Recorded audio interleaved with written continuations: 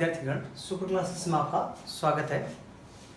देखो, हमने पहले वाले जो वीडियो में हमने वर्ण विचार के बारे में बात की थी, जिसमें हमने वर्ण विचारों को बांटा था। स्वर और व्यंजन, स्वर कितने प्रकार के होते हैं, व्यंजन कितने प्रकार के होते हैं। वहाँ पर हमने जो बात की है उनमें से क्वेश्चन तो आते ही आते हैं, लेकिन अब हम बात करते हैं कि वर्ण का वर्गीकरण किस प्रकार से किया गया है। क्योंकि कई बार क्या है, संस्कृत और हिंदी में यह क्वेश्चन पूछे जाते हैं कि वर्ण के वर्गीकरण के आधार पर वर्ण का उच्चारण स्थान कौन कौन सा है। जैसे पूछ लिया जाता है, 9th क्लास में भी पूछ लिया जाता है, 10th क्लास में भी होता है।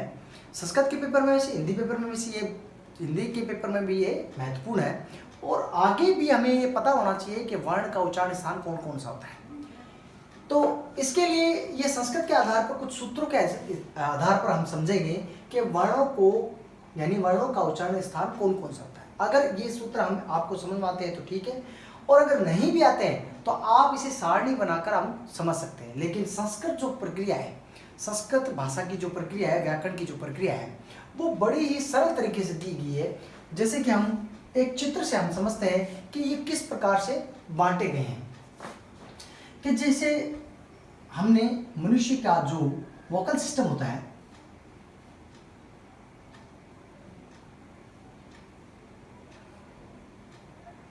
मनुष्य का जो वोकल सिस्टम होता है, वो वोकल सिस्टम आपने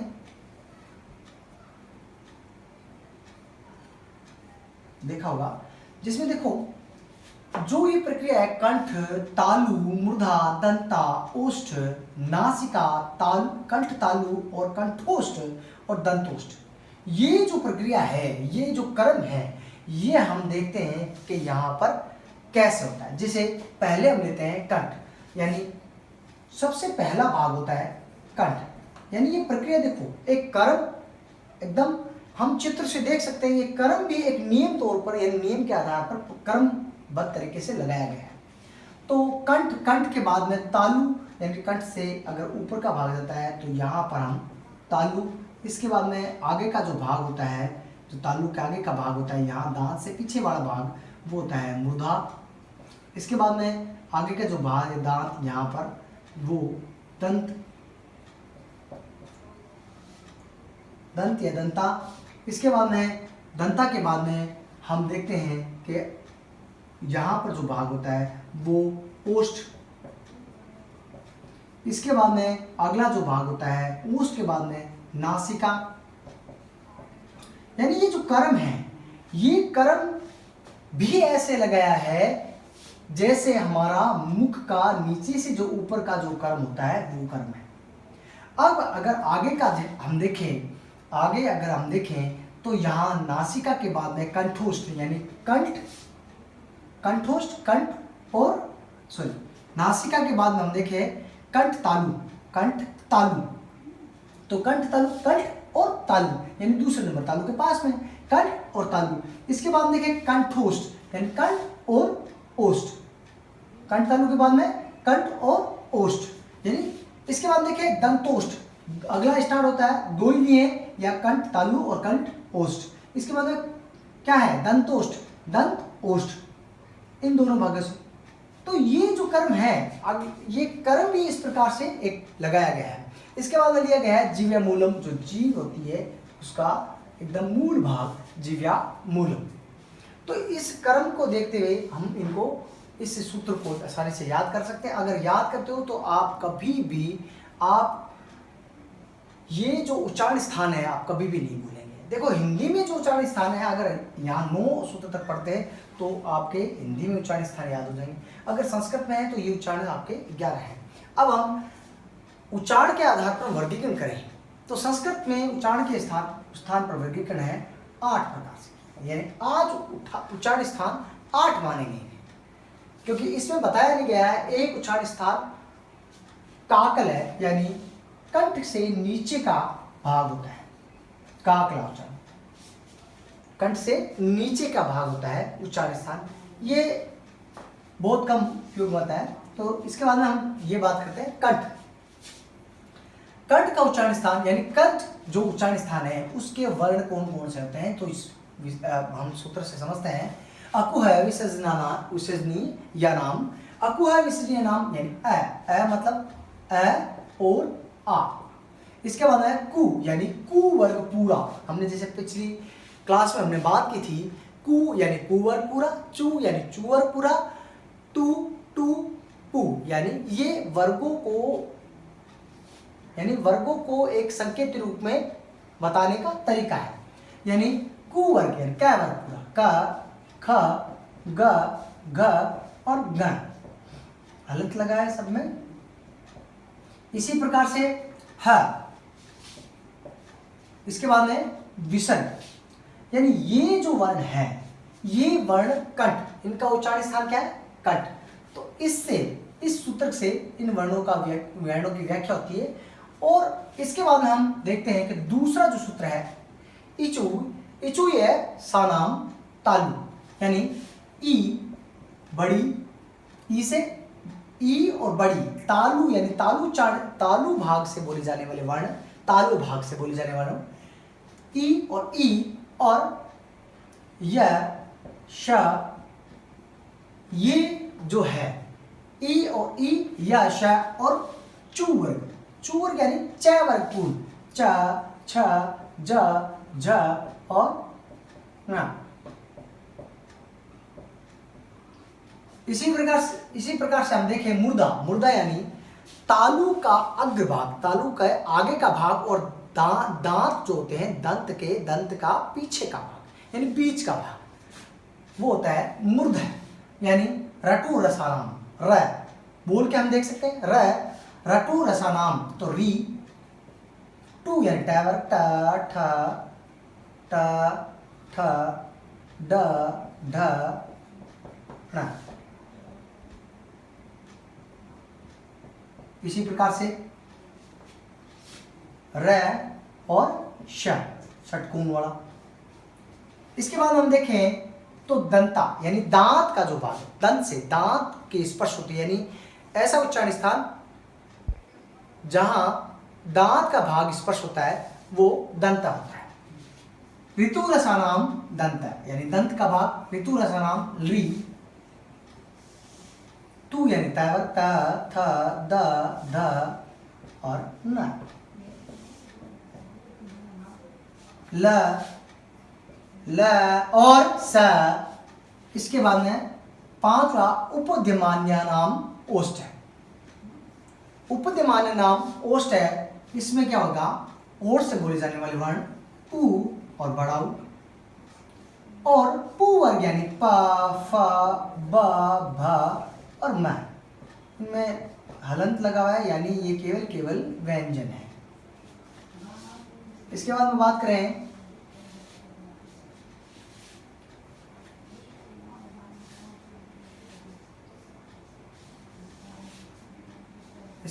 करें तो नासिका यानी नाक से बोले जाने वाले वर्ण, नासिका अनुस्वार वर्ण भी कहते हैं, इनको अनुस्वार वर्ण भी कहते हैं क्योंकि ये नाक से, नासिका अनुस्वार वर्ण भी कहते हैं।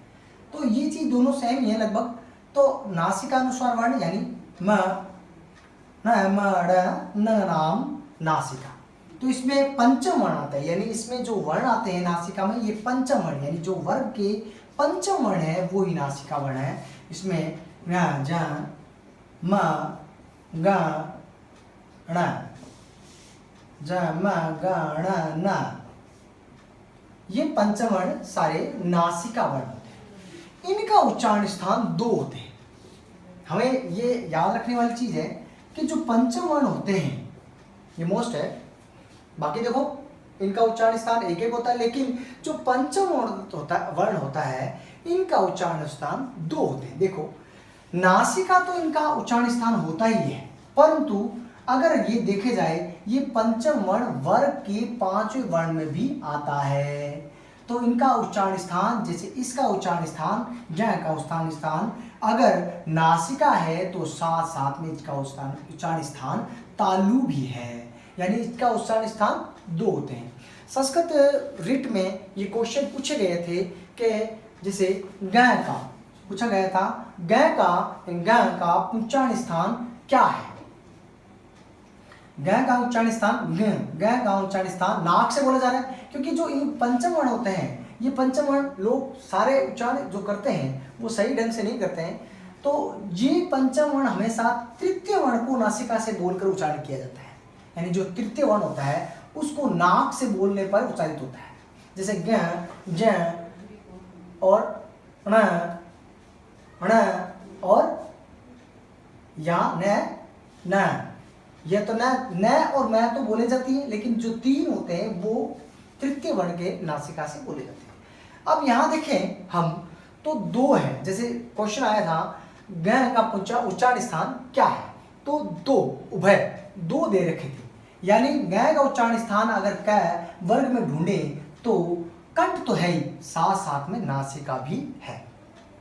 इसके बाद में हम बात करें तो सातवां तो मतलब द्विवचन है, यानी दो वर्ण है इसमें। एदतो कंठ तालु, यानी ए और आई। इसी प्रकार से हम बात करें ओदतो कंठोष्टम, ओदतो कंठ ओष्टम, गला और ओष्ठ होठ, ओदतो ओ और औ, यह उच्चारण है औ। ये भी लोग उच्चारण गलत बोलते हैं। अब इसको जो पढ़ते हैं और नहीं तो और होता है और औरत होती है, यह हमें ध्यान रखना। उच्चारण करने का तरीका एकदम स्वच्छ होना चाहिए। संस्कृत और हिंदी के लिए अति महत्वपूर्ण है। आगे बात करें तो नवा दंतोष्ठम, यानी दांत और ओष्ठ, यह इसका वर्ण एक ही है, वो है व। वकारस्य दंतोष्ठम, यानी व का दांत और ओष्ठ, वकारस्य दंतोष्ठम। यह क्वेश्चन कई बार आ चुका है। वह का उच्चारण स्थान क्या है, यानी दोनों दंतोष्ठम, यह कई बार आ चुका है संस्कृत में, जैसे रिट में भी पूछा था और सेकंड ग्रेड में भी पूछा गया है। इसके बाद में हम 10 नंबर बात करें तो जिव्या मूलम, यानी जिव्या का मूल भाग से जो उच्चारित किए जाते हैं वो क और ख, यानी अर्धविसर्ग। अब आप कहोगे अर्धविसर्ग का उच्चारण कैसे होता है? पूर्ण विसर्ग का उच्चारण थ होता है, जैसे राम श्याम। इसी प्रकार से अर्धविसर्ग का उच्चारण स्थान होगा, जैसे लिखा है बालक,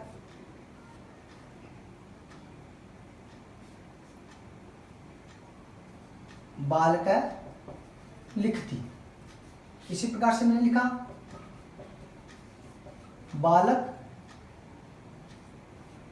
अर्धविसर्ग कर दिया, ऊपर से हटा दिया इसके, लिखती। अब दोनों का उच्चारण इस तरह बालक लिखती। इसके बाद इस प्रकार से अर्धविसर्ग लिखा हुआ है तो कैसे पढ़ेंगे? बालका लिखती, बालका लिखती। तो ये थोड़ा सा अंतर आ जाता है, ये इसका उच्चारण स्थान है। इसी प्रकार से नासिका अनुस्वार से, यानी जो अनुस्वार है और चंद्रबिंदु है, ये दो है वो अनुस्वार बनाते हैं। इसके अलावा नासिका तो हमने बताया था, तो ये हमें ध्यान रखना है। तो जो अनुस्वार है वो संस्कृत में बहुत ही मुख्य है। विसर्ग है, अनुस्वार है और हलंत है, इसके बिना संस्कृत नहीं है।